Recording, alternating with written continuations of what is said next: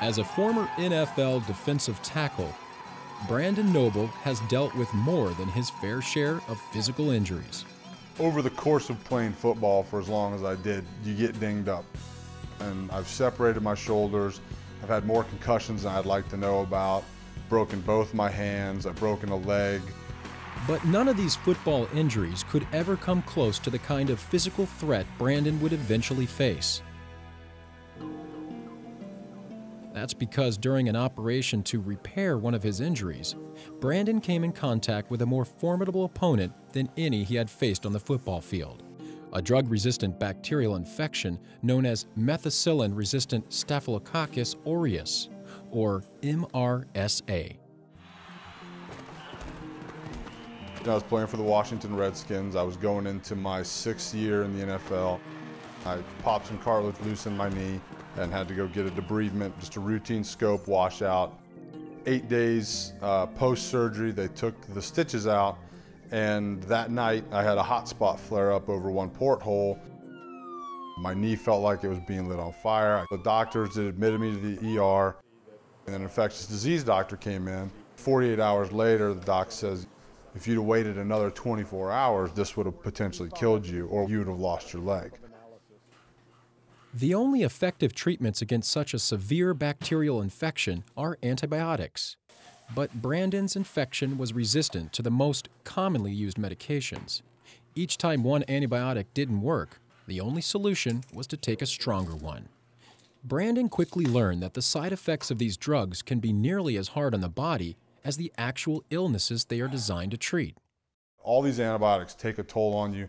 They affect your insides. Not only are they killing the bug, but they're killing the natural bacteria inside your body.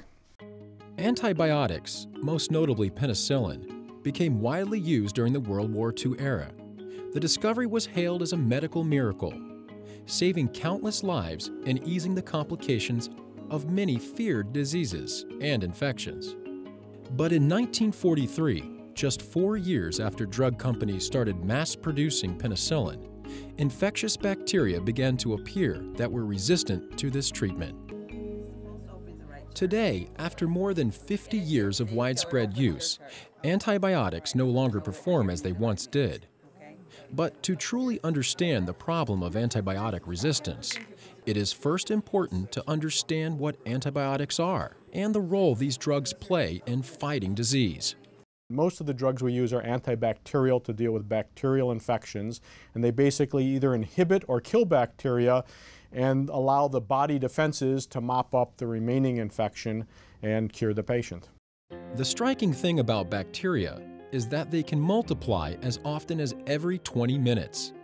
Antibiotic resistance happens when bacteria develop mutations, which allow them to resist the effects of a particular medicine. In a large population of bacteria that are mutating all the time, a few will be resistant to an individual antibiotic. So, while the antibiotic kills off a large number of those bacteria, say 99.9%, it can't kill that small 0.1% that are resistant. It is this resistant bacteria that will then keep multiplying, and before long, a new population of antibiotic-resistant bacteria will exist. A main driver of development of resistance is overuse of antibiotics, actually.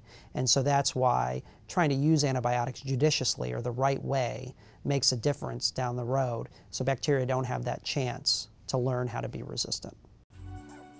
As a professional football player, Brandon was in his physical prime, tough enough to tackle the strongest NFL player. But this resistant bacterial infection ended his career and nearly ended his life. I was at my peak physically, health-wise. I was in shape. I was, a professional athlete. And it knocked me down. It floored me, and it almost killed me.